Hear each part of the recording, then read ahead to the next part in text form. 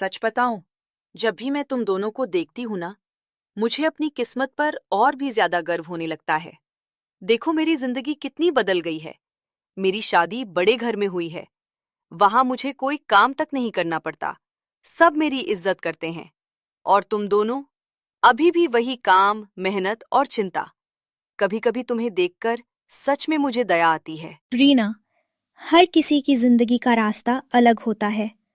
तुम्हें जो मिला वो तुम्हारे नसीब में था और हमें जो मिला वो हमारे हिस्से का है।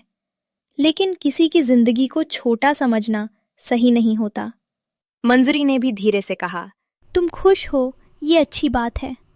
तुम्हारी खुशी तुम्हें मुबारक। अब हमें देर हो रही है। दोनों वहां से आगे बढ़ गईं। थोड़ी दूर चलने के बाद मंजरी ने गहरी सांस ली। सरिता, कभी कभी लगता है हमारी किस्मत कितनी अलग है। हमारी उम्र की कितनी लड़कियां अच्छे घर चली गईं और हम बस काम ही काम। सरिता ने धीरे से उसकी ओर देखा। उसके चेहरे पर हल्की थकान और चिंता साफ झलक रही थी। उसने मुस्कुराते हुए कहा, मंजरी, दूसरों की चमक देखकर अपनी जिंदगी को अंधेरा मत समझ। जो बाहर से चमकता है वो हमेशा अंदर से खुश हो, ये जरूरी नहीं होता। पर सरिता, कभी कभी मन करता है कि हम भी अच्छे कपड़े पहने, थोड़ा आराम करें। हर दिन यही मेहनत, यही भाग दौड़, कब तक? सुन, मैं तुझे एक बात बताऊं। मेरी माँ कहती थी, जिसके पास सुकून है वही सबसे अमीर है। हमारे पास भले पैसे कम हैं, लेकिन दिल का सुकून है। और सबसे बड़ी बात, हम अकेले नहीं हैं। मंजरी ने उसकी ओर देखा। मतलब? सरिता हंसते हुए बोली, मतलब ये कि हमारे पास एक दूसरे का साथ है, सच्ची दोस्ती। अगर तू मेरे साथ नहीं होती ना, तो मैं अपनी आधी बातें किससे कहती, अपने दुख किससे बांटती। और ये रास्ते, ये जंगल, सब कितना खाली लगता। सच कह रही है तू। जब भी मैं उदास होती हूं ना, तेरे साथ बातें करके सब हल्का लगने लगता है। सरिता ने मजाक में कहा। जब तू गुस्सा होती है तो मुझे लगता है कोई तूफान आने वाला है। दोनों जोर से हंस पड़ी। अच्छा, तो मैं तूफान हूं? सरिता ने शरारत से जवाब दिया। हाँ, लेकिन मेरा पसंदीदा तूफान, जो थोड़ी देर में खुद ही शांत भी हो जाता है। दोनों फिर आगे बढ़ने लगी। रास्ते में पत्तों की सरसराहट और पक्षियों की चहचहाहट माहौल को और भी सुहाना बना रही थी। सरिता, एक बात सच सच बता, अगर एक दिन हम अलग हो गए ना, तो? ऐसी बातें मत कर। हम अलग क्यों होंगे? बस ऐसे ही सोच रही थी। सरिता ने उसकी आंखों में देखते हुए कहा। सुन, चाहे जिंदगी हमें कहीं भी ले जाए, ये दोस्ती कभी खत्म नहीं होगी। दूरी बढ़ सकती है, लेकिन दिल का रिश्ता नहीं टूटेगा। वादा है मेरा। पक्का? हाँ, पक्का। तू मेरी दोस्त नहीं, मेरी बहन है। और तू मेरी जिंदगी की सबसे कीमती चीज है। उधर सरिता की माँ गोमती घर के आंगन में इधर उधर चक्कर लगा रही थी। माथे पर पसीना और चेहरे पर चिंता साफ झलक रही थी। हे भगवान, सुबह सुबह इतना काम पड़ा है और ये लड़की कहीं दिख ही नहीं रही। बर्तन भी पड़े हैं, गाय को चारा भी देना है, और इसे देखो, जैसे कोई जिम्मेदारी ही नहीं। इतना कहकर वो तेजी से मंजरी के घर की ओर बढ़ गई। वहां कमला दरवाजे पर खड़ी थी, हाथ में पानी की बाल्टी लिए। गोमती ने पहुंचते ही पूछा, कमला, मंजरी दिखी क्या? नहीं बहन, मैं भी सुबह से ढूंढ रही हूं। घर का काम छोड़कर निकल गई। लगता है दोनों फिर साथ चली गई हैं। ये लड़कियां भी ना, कितनी बार समझाया है कि बिना बताए कहीं मत जाया करो, और ऊपर से जंगल की तरफ, वहां कितना खतरा रहता है। सच कह रही हो, आजकल तो जंगल में जंगली जानवर भी ज्यादा दिखने लगे हैं। मन घबरा रहा है। चलो, देर मत करो, चलकर देखते हैं। अगर सच में जंगल गई हैं, तो तुरंत वापस लाना होगा। दोनों जल्दी जल्दी कदम बढ़ाते हुए जंगल की ओर निकल पड़ी। रास्ते भर उनके चेहरे पर चिंता और दिल में तरह तरह के ख्याल चल रहे थे। गोमती, अगर कहीं रास्ता भटक गई हो तो? गोमती ने थोड़ी सख्ती लेकिन डर के साथ कहा। नहीं, मेरी सरिता समझदार है, पर ये मंजरी के साथ होती है तो दोनों खेल खेल में सब भूल जाती हैं। जैसे ही वे आगे बढ़ीं, उन्होंने देखा दोनों सहेलियां एक बड़े पेड़ के नीचे बैठी हैं, आपस में हंसते बातें कर रही हैं, जैसे उन्हें दुनिया की कोई चिंता ही नहीं। गोमती का गुस्सा तुरंत बाहर आ गया। सरिता! दोनों लड़कियां चौंक गईं। सरिता घबराकर खड़ी हो गई। माँ, आप? मंजरी, ये क्या तरीका है? बिना बताए घर से निकल गई? कितनी बार समझाया है कि अकेले जंगल मत आया करो। यहाँ कितना खतरा होता है, तुम्हें जरा भी अंदाजा है? माँ, हम बस थोड़ी देर के लिए आए थे। थोड़ी देर? सुबह से घर पर ढूंढ रहे हैं तुम्हें। कोई जिम्मेदारी है या नहीं? माँ, गलती हो गई। हम बस बातें करते करते यहाँ आ गए, ध्यान ही नहीं रहा। गोमती ने थोड़ा नरम पड़ते हुए लेकिन अब भी गंभीर आवाज में कहा। देखो बेटा, हमें तुम पर भरोसा है, लेकिन दुनिया इतनी आसान नहीं है। हमारी चिंता समझा करो। माँ, अब ऐसा नहीं होगा। हम बिना बताए कहीं नहीं जाएंगे, वादा करती हूँ। हाँ माँ, हम सच में ध्यान रखेंगे। कमला ने गहरी सांस लेते हुए कहा। चलो अब बहुत हो गया, घर चलो। काम भी पड़ा है और हम भी डर के मारे परेशान हो गए थे। दोनों सहेलियां चुपचाप एक दूसरे को देखती हुई उठीं। उनके चेहरों पर पछतावा भी था और हल्की मुस्कान भी, जैसे वे समझ गई हों कि उनकी छोटी सी गलती से अपनों को कितनी चिंता हो सकती है। एक दिन दोनों सहेलियां सिर पर कपड़ों की गठरी रखे नदी की ओर जा रही थी।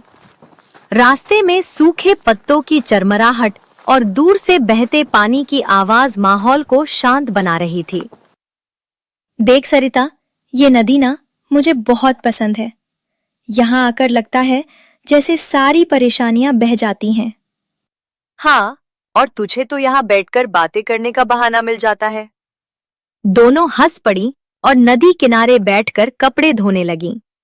कुछ देर बाद मंजरी थोड़ी गंभीर हो गई। उसने धीरे से पूछा। सरिता, एक बात पूछूं? हाँ, पूछना। अगर हमारी शादी अलग अलग गांव में हो गई तो फिर हम ऐसे मिल भी पाएंगे? सरिता कुछ पल के लिए चुप हो गई। उसने पानी की ओर देखते हुए गहरी सांस ली। सच कहूं, ये सोचकर मुझे भी डर लगता है। तो फिर?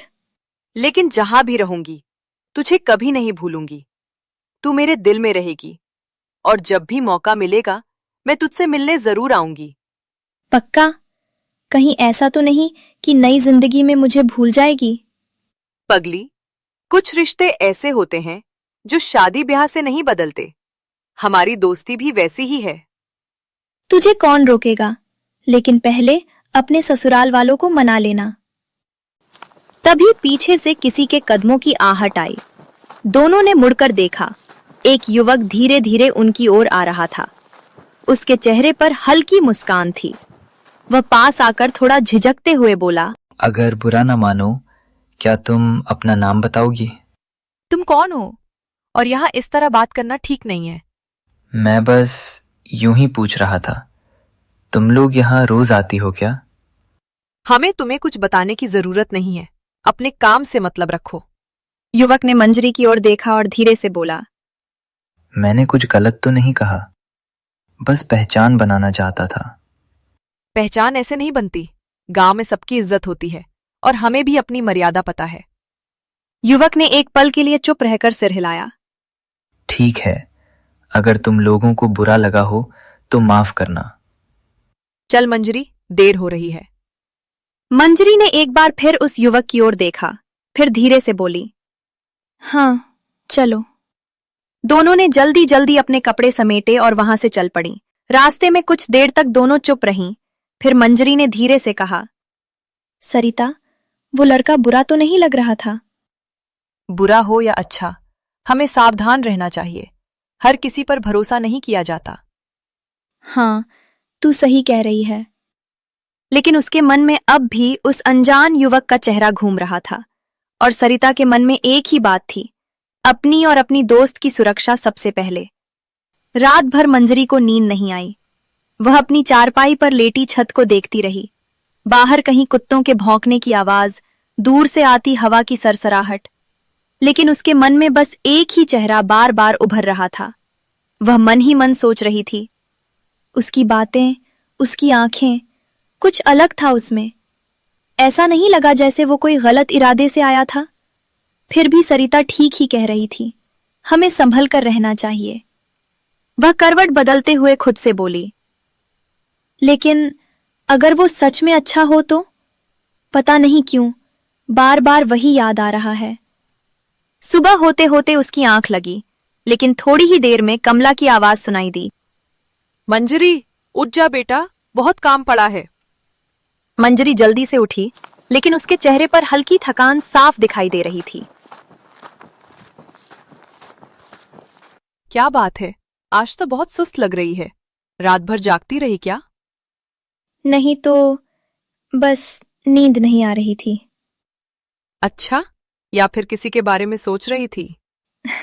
पगली कुछ भी बोलती है। दोनों काम करते करते फिर नदी की ओर चल पड़ी। लेकिन आज मंजरी के मन में एक अलग ही बेचैनी थी, जैसे वो किसी का इंतजार कर रही हो। किसे ढूंढ रही है? किसे ढूंढूंगी, मैं तो बस ऐसे ही। इतने में पीछे से किसी की आवाज आई। नमस्ते। दोनों ने मुड़कर देखा। वही लड़का खड़ा था, लेकिन इस बार वह अकेला नहीं था। उसके साथ एक सादे कपड़ों में एक महिला भी थी। कल तुम्हें असहज लगा होगा, इसलिए आज माँ को साथ लाया हूँ। सरिता थोड़ी सतर्क हो गई, लेकिन उसने उस महिला को देखकर थोड़ा संयम रखा। नमस्ते बेटियों, डरने की कोई बात नहीं है। इसने घर आकर तुम्हारी बहुत तारीफ की, कहा कि तुम दोनों बहुत समझदार और संस्कारी हो। मंजरी ने धीरे से सरिता की ओर देखा, फिर हिम्मत करके बोली, मेरा नाम मंजरी है और ये सरिता। नमस्ते।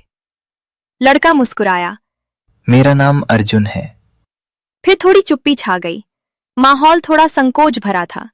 अर्जुन की मां ने बात आगे बढ़ाते हुए कहा, हम लोग पास के गांव से हैं। कल जब ये घर आया तो बस तुम्हारी ही बातें कर रहा था। मैंने सोचा क्यों ना खुद आकर मिल लिया जाए, ताकि कोई गलतफहमी न रहे। आपका आना अच्छा लगा, पर गांव में लड़के लड़कियों की बातें जल्दी फैल जाती हैं, इसलिए हमें थोड़ा संभल कर रहना पड़ता है। बिल्कुल सही कह रही हो बेटा, इज्जत सबसे बड़ी चीज होती है। अर्जुन ने मंजरी की ओर देखते हुए धीरे से कहा, मैंने सच में कुछ गलत नहीं सोचा था, बस तुम्हें देखकर लगा कि तुम अलग हो, इसलिए बात करना चाहा। कल हम थोड़ा घबरा गए थे, सरिता ने बीच में कहा। लेकिन अब समझ में आ गया कि आपका इरादा ठीक है। चलो अच्छा है, अब सब साफ हो गया। दोस्ती में कोई बुराई नहीं होती, बस मर्यादा बनी रहनी चाहिए। हाँ, दोस्ती में सच्चाई होनी चाहिए। तो क्या हम दोस्त बन सकते हैं? सरिता ने मंजरी की ओर देखा, जैसे उसकी राय जानना चाहती हो। मंजरी ने हल्के से मुस्कुराकर कहा, अगर सब ठीक तरीके से हो तो हाँ, क्यों नहीं। अर्जुन की आंखों में खुशी झलक उठी। धन्यवाद। सरिता ने मजाक में कहा, लेकिन एक बात याद रखना, हम दोनों एक साथ आते हैं और एक साथ ही रहते हैं। अर्जुन ने हंसते हुए जवाब दिया। ठीक है, ये शर्त भी मंजूर है। अब मंजरी धीरे धीरे अर्जुन की बातों में खोने लगी थी। दिन भर काम करते हुए भी उसका ध्यान बार बार उसी ओर चला जाता। उसकी बातें, उसका व्यवहार, उसकी आंखों की सादगी, सब कुछ उसे अलग सा महसूस होने लगा था। चल मंजरी, आज जल्दी चलते हैं, काम भी ज्यादा है और फिर नदी भी जाना है। आज मेरी तबीयत ठीक नहीं है, तू चली जा, मैं आज नहीं आऊंगी। सरिता तुरंत चिंतित हो गई। क्या हुआ? कल तक तो ठीक थी, बुखार तो नहीं है? उसने आगे बढ़कर मंजरी का माथा छुआ। अरे, तेरा तो माथा भी ठंडा है। सच बता, क्या बात है? बस थोड़ा सिर दर्द है, आराम कर लूंगी तो ठीक हो जाएगा। सरिता ने कुछ पल उसे ध्यान से देखा, जैसे उसके मन को पढ़ने की कोशिश कर रही हो। फिर धीरे से बोली, ठीक है, अगर तबीयत खराब है तो आराम कर, लेकिन अगर कुछ और बात है ना, तो मुझसे छुपाना मत। ऐसी कोई बात नहीं है, तू जा, मैं ठीक हूं। सरिता ने जाते जाते कहा, ध्यान रखना और जरूरत पड़े तो मुझे बुला लेना। हाँ। जैसे ही सरिता वहां से गई, मंजरी कुछ देर तक पर खड़ी रही। उसका दिल तेजी से धड़क रहा था।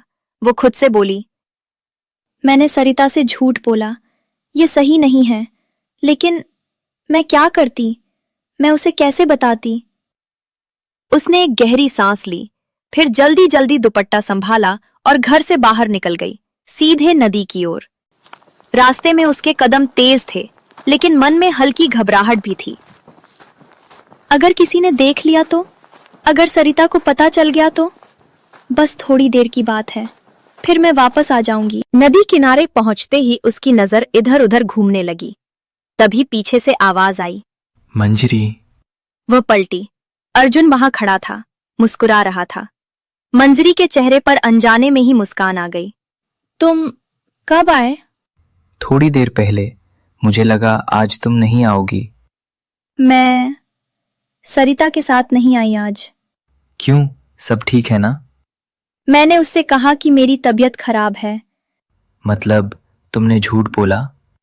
हाँ, लेकिन मैं क्या करती? अगर मैं सच बताती तो वो मुझे आने नहीं देती। अर्जुन कुछ देर चुप रहा, फिर गंभीर होकर बोला, मंजरी, मैं नहीं चाहता कि मेरी वजह से तुम अपनी दोस्त से झूठ बोलो। तुम समझते क्यों नहीं? मैं तुमसे बात करना चाहती थी, बस इसलिए आई हूं। लेकिन सच्चाई से भागकर कोई रिश्ता मजबूत नहीं होता। मैं जानती हूं, लेकिन जब मैं तुम्हारे बारे में सोचती हूं ना, तो सब भूल जाती हूं। कुछ पल के लिए दोनों के बीच खामोशी छा गई। सिर्फ नदी का बहता पानी और हवा की हल्की आवाज सुनाई दे रही थी। मंजरी, अगर हमारी दोस्ती सच्ची है तो इसमें किसी से छुपाने वाली बात नहीं होनी चाहिए। शायद तू सही कह रहा है, लेकिन मुझे डर लगता है। सरिता क्या सोचेगी? अगर वो सच्ची दोस्त है तो समझेगी भी। मंजरी की आंखों में उलझन साफ दिखाई दे रही थी। एक तरफ अर्जुन के लिए बढ़ती भावनाएं और दूसरी तरफ सरिता के साथ उसकी सच्ची दोस्ती। उसने धीरे से कहा, मैं कोशिश करूंगी उसे सब सच बताने की। बस यही सही रास्ता है। दोनों कुछ देर नदी किनारे बैठकर बातें करते रहे, लेकिन आज मंजरी के मन में खुशी के साथ साथ एक बोझ भी था। अर्जुन उस दिन मंजरी को नदी से थोड़ा आगे पेड़ों के बीच बनी एक शांत और सुंदर जगह पर ले गया था। मंजरी ने चारों ओर देखते हुए कहा, अर्जुन, ये जगह तो सच में बहुत सुंदर है। मैंने पहले कभी नहीं देखी। जगह बहुत खास है। मैं यहाँ तब आता हूँ जब मुझे सुकून चाहिए होता है, और आज ये जगह और भी खास हो गई है क्योंकि तुम मेरे साथ हो। तुम भी ना, कैसी बातें करते हो। दोनों कुछ देर चुपचाप उस जगह की खूबसूरती महसूस करते रहे। अर्जुन ने जेब से कुछ निकाला और धीरे से बोला, मंजरी, मैं तुम्हें कुछ देना चाहता हूँ। क्या? अर्जुन ने उसके सामने एक छोटी सी अंगूठी रख दी। ये कोई बड़ी चीज नहीं है, लेकिन मेरे दिल की निशानी है। ये मेरे लिए? हाँ, जब से मैंने तुम्हें देखा है तब से तुम मेरे दिल में बस गई हो। मैं नहीं जानता आगे क्या होगा, लेकिन मैं चाहता हूं कि तुम हमेशा मेरी जिंदगी में रहो। अर्जुन, ये सब बहुत जल्दी नहीं है। शायद है, लेकिन दिल की बात समय नहीं देखती। अगर ये सच्चाई है तो मैं भी इसे संभाल कर रखूंगी। दोनों की आंखों में एक नई चमक थी, एक नई शुरुआत की।